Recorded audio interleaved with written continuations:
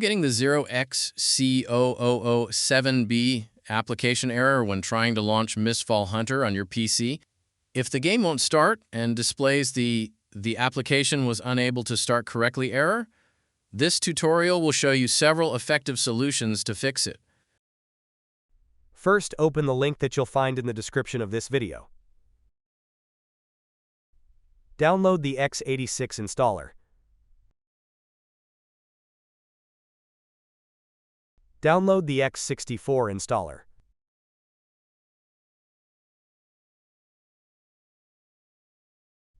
Double-click the x86 installer.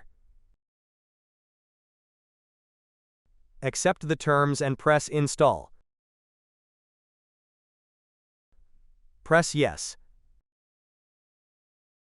Wait for the program to be installed.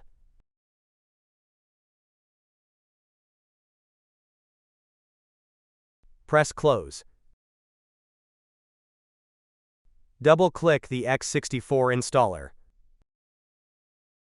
Accept the terms and press Install. Press Yes.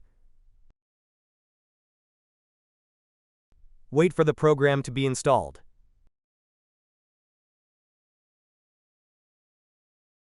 Press Close.